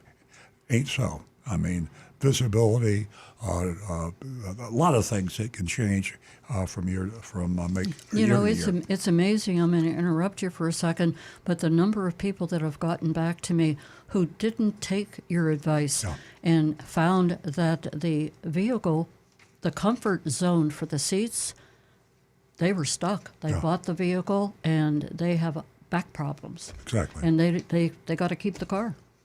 Go ahead. Okay, continuing on, after they offered the test drive, I took advantage of it. Salesman, River, requested my license and excused himself to go inside to grab the keys. The car was parked out at the front of the building, so after a moment, River pulled it out. Jokingly, I told him not to wreck my new car before I buy it. He just laughed and was a perfect gentleman, though he did make me feel old with his ma'am references. Once he had it ready, he opened the driver's door for me, closed it behind me, and then directed me to pull onto US 1 and head south, suggesting we do a big loop. I agreed, tested the different drive modes while asking questions about features of the warranty. This particular 2024, remember this is 2025, that's a big facto and you don't want to forget that. This particular 2024, something correct my pronunciation is Grecale Maserati. I can pronounce Maserati. Grecale? Grecale? Maserati? Yeah. That sounds about as good as my Italian. I should. So anyway, I'm going to say easy. Grecale Maserati did not have adaptive cruise control or a sunroof. But it got, let me digress a bit. We're talking about naming cars and models. Big mistake to name a car. There's something that you can't figure out how you pronounce it. I mean, think about it. It's hard to remember something that you read or see if you can't say it. So here I am, I'm looking for cars, and I look at an advertisement for a Grecale, or maybe a Grecale, or maybe, I don't know what it is. So that's just a bad way to name the thing. Sunroof, but it did come with a 4-year, 50,000-mile bumper-to-bumper warranty. River mentioned that the next trim level had all those features and more. It was priced at $93,000. That's a lot of potatoes. With $14,000 discount. Whoa, big discount. Compared to this one at $78,000 with a $12,000 discount. Okay. Hey, Earl, on mentioning the pronouncing the words, we just saw the thing on YouTube here mentioning the color of this car was Nero Tempesta. What in the world is Nero Tempesta? It sounds real cool, but you don't know what it is, right? Okay. Once we returned to the dealership, we headed to River's office near the front of the showroom. He pulled out a copy of my license he had made earlier and asked if all the information was correct so that he could calculate the proper taxes. After putting my details, he excused himself to speak with his sales manager and print out pricing. A few minutes later, River came back, handed me several options, including a lease for 42 months and 10,000 miles per year. There were 3 worksheets, and I always comment on lease quotes. That could get real expensive, and the cost per mile overage on a lease contract, it can be from 8 or 10 cents a mile to up to 50 cents a mile. Yes, I have seen advertisements on new cars leases that sounded really good with up to 50 cents a mile for overage. So before you lease any car, see the lease contract they're going to ask you to sign and see what the over mileage is, and then ask yourself, is that going to happen to me, or can I drive within the allowable mileage? There were 3 worksheets, and it was a blur of numbers. The lease option broke down the pricing, showing that I was getting $14,000 of rebates and discounts, but then getting charged at least $2,721 in junk fees. The second worksheet was a purchase structure to get the special 3.99 annual percentage rate interest rate, and of course that's offered by Maserati, a factory offered subsidized interest rate, and typically that is legitimate when offered by the manufacturer. I lose if I take the 3.99%, $3,500 in cash incentives. And again, that's typical. Typically, all these low interest rates offer you either or cash back or the low interest rate. This worksheet showed me that I was getting $8,500 in rebates and discounts. The same junky fees were added. Stu, when he wrote this up, used a bleep. He said the same junky ass fees. So I'll go ahead and say it. He'll laugh when he hears the show. The second worksheet was a purchase structure to get the special 3.99% annual percentage rate. Oh, I just said that. The final worksheet showed a cash deal structured with the standard APR. In this case, I was getting $12,000 in discounts and rebates, and as was the case with the other proposals, they added nearly $3,000 in junk fees. Incidentally, and this is just stupid for a luxury car dealer especially, incidentally, the junk accessories included permaplate, that's a wax, and nitrofill was the air that you breathe. So they're charging you an extra $3,000 to wax the car and put nitrogen in your tires. I mean, for a luxury car dealer, Boo. I mean, people, these are intelligent people buying your car, and you're going to tell them that you're asking $3,000 for a polish and air in your tires. Nitrogen is 78% air. How embarrassing. Air in your tires. Then he asked, "How soon are you planning on buying?" I answered, "Soon." He followed by asking if it would be okay for his manager to come over and say hello. We walked toward one of the sales managers whose name I unfortunately forgot, and River introduced us. The manager asked, "How did River do today?" Must be kind of a new guy. Then he said, "Are you going to make a decision soon? Our end of the month is actually today, and we're not sure what sales or incentives will be available tomorrow." This is something you will also hear from most dealers, whether it's the end of the month or not, and whether they give you a discount or not. This is what the manager does to slow you down. They could take away offers for 2024 models or switch them to the 2025 models. There's no way of knowing. They're trying to what Maserati will do. I don't disagree with that, by the way. The dealers oftentimes don't know what the manufacturer's going to do, so that's a half-truth. I thank both of them for their time and help, letting them know I'd be in touch. They added that all their cars come, that's where I just found out what I just told you, nitrofill tires and permaflate protection, already installed, pre-installed accessories. The second biggest ripoff in the auto industry, dealer-installed accessories, which they tell you that can't be taken off. The number one, of course, are junk fees. So there we are. And we're in the voting area, and we want to know, on average, how would you rate Maserati of Stewart? Maserati of Stewart on this particular Maserati. If they're an average Maserati dealer, give them a C. If they're a really good, almost perfect Maserati dealer, give them an A. If they could be arrested for their actions, give them an F. But otherwise, keep it between, I would say, a B and a D. You're encouraging me. Yeah. Ladies and gentlemen, you can cast your vote by texting us at 772-497-6530. We'd love to hear from you. What do you think about Maserati of Stewart? Okay. We'll go to Rick, and he'll share the text with us. We are looking for the text to come in. Here we go. Bob in Maryland says, charging for wax and air should make it an F, but it's a C, as it's typical. John in the Palm Coast says, if you're going to spend close to $80,000 for a car, make sure you get the best deal possible.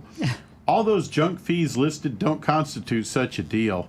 Overall, not a horrible experience. Get rid of the wax and nitrogen fees, and I might give this dealership a B. Remember that if you get the best deal, if you enter a dealership with prior knowledge. I got to agree with Jonathan, knowledge is power. Okay, let's see here. We have Negan 1, big F. But he does say, I'm jaded, though. Negan, love that guy. Arizona, he's got that beautiful desert climate. Oh, great. Nice. Joseph Kelleher says D. T. Cash says, I let that Maserati enjoy another birthday on the lot. It was probably actually made in 2023, coming from Italy. It's aging like a fine Italian wine. D. Tim Gilliland says, much ado about nothing. C. Ken Asher says D. Mark Ryan, C. Brian Sidlatko, if you can afford a Maserati, good for you. C. Johnny C. Fradley, D. Take me to the river and the cleaners. Oh, boy. Mark H. C. Just think of the depreciation on that heap. 12 grand on a year-old car is hardly a deal. Mark Smith says, Maserati gets a C from me. And he also says, good morning, Mr. Ryan. Let's see. Okay, we have some more here. Frank at Jupiter Farm says, oh, no, okay. On the ratings, a C grade. And a little quick story here from Frank. He says, ironically, my wife and I were at Audi of Stewart for the yearly oil change.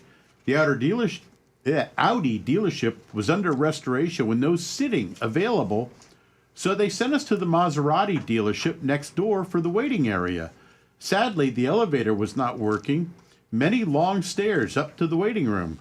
Once upstairs, the coffee selection was good, along with a few snacks. But they didn't do any car shopping there. And let's see if we've got anything else. Okay, we're looking for more. Cram 1624 says, D, $3,000 for wax and air. I'll breathe my own air and wax my own car. Let the sales manager drink some wine. And that looks like we're kind of caught up right now on the YouTubes and the text messages. I'll keep Everybody watching really those. has a sense of humor, Rick. Oh, boy, don't they. For me, Maserati, luxury car. But you know the funny thing? $80,000 for a car, as sad as this sounds, when you look at the average car prices anymore, is that really hitting luxury levels anymore? I mean, a Toyota Sienna, Good if you point. get the top of the line minivan, Yeah, that's a good point. Yeah. is $70,000. I mean, it's so yeah. My grade for it is C, but yeah, I guess some of the luxury cars, their prices aren't going quite as up as others. It's an ego trip kind of a cost, and I think a lot of people that buy these type of cars, I'm probably going to make a lot of enemies now. But when you have something like a Maserati or a Ferrari, and you come out of the restaurant with your group of people, you like to say to the valet, "I have the blue Maserati," I have, what it is. It's purely an ego trip. I just. I'm surprised. I used to get calls. I haven't any recently, but people that were driving Toyotas from our Toyota dealership, they would call me up and say, "Earl, I've been buying Toyotas from you for 20 years, but my wife says that she wants a Lexus." And it's and that's another reason why people buy things. It's just a matter of image and. Yeah. I got to admit, though, I've driven a few Lexuses. Oh, that's a great car. During my career. Yeah. And, the fit and finish of stepping up into those is, it's incredible. But if you take a Camry, and what's the Lexus model number for Camry? The ES350. Okay, now the two of those cars, in terms of the heart and transmission and the engine, are the same car. Yeah, they're identical. Yeah. And the 350 cost how much more than a Camry? I don't know. 8 to 10,000 probably. 8 to 10, yeah. So if you want to say at the country club, that's my Lexus over there instead of Camry. If that's worth $8,000 to you. Go Earl, for it. Just quick note. Do you remember when Cadillac came out with the Cadillac Cimarron? Oh, yeah. It was a Chevy Cavalier that was not even a high-grade Chevy, a mid-grade car. Yeah. And they put Cadillac badges on it. Yeah. Wow. Interesting. General Motors did that on all their lines. Okay, are all the votes in? What are. was yours? All the votes are in. Yeah. What was your vote? My vote is a C. C. Okay, I'm going to go ahead and vote, and I'm going to give them a D minus. And I'm not really interested in their Grigio yellow color or whatever. Nero Tempesta. Yeah, That one's better. An old habit that is costing a lot of people That a lot makes of me money hungry. is going into car dealerships. So we're really kind of, with our mystery shop, this is what we're doing. We're sending Agent Lightning in physically, and that's the worst way to buy a car. Unfortunately, most people still do it that way. But we're on the tipping edge now between people that understand and use online to their advantage. And you can do so much better by letting your fingers do the walking over your smartphone or your PC. And you can shop 10 Maserati dealers and you will get lower prices. In fact, you might even get a really, really good price because like I think Rick alluded to with the Maserati at Stewart, they were, it was a caller. alleged the car could have been 3 years old. I mean, it came from Italy. It was shipped over here. It was last year's model. High price cars like Maseratis do sit on the lot for a while. So there's a huge lot of wiggle room in these. So if you go online with your smartphone and you just say, give me your lowest out the door price, and I mean outdoor is what I signed the check for, hand it to you, and you give me the car and I take it home. That's out the door. I'm not going to pay you a nickel more. Give me your best price. And I know you don't want to do this because I'll shop it with your competitor. And that's exactly my point. This is all in the email. If you don't give me a price, you'll never hear from me again. If you do give me the price, you're right. I might beat it at your competition. But would you rather have a small chance or no chance? And that's the way a car should be bought in the 21st century. Yeah, absolutely. Okay, there you have it, folks. We had our mystery shopping report from Maserati of Stewart. And I was going to go to the automaking printout that you gave me this morning, but I see by the clock we have 2 minutes. Is there anything you could say quickly about this or the tariffs? Canada. I was looking at an automotive news article where a dealer group was found by Maryland Attorney General guilty of unfair and deceptive trade practices, and it just brings to mind the fact that we have all the laws we really need on the books. We were very disappointed when the Federal Trade Commission didn't pass another law. It got defeated in Texas that we talked about on this show last year for a long time. But the fact of the matter is that the problem is with enforcement of our current laws, and our regulators are not enforcing the laws. And when I see a dealer prosecuted by an attorney general from a state like Maryland, I want to give her a hug, assuming it's Absolutely. a woman, because it's something that the other attorney generals don't do. I'm really happy you mentioned that. Okay, folks, here we are at the end of our show. We thank you so much for tuning in to Earl on Cars. You do make the show. From all of us here, have a great weekend. We'll see you right back here next week, Saturday morning, 8 a.m. on the Oldies channel. Thank you.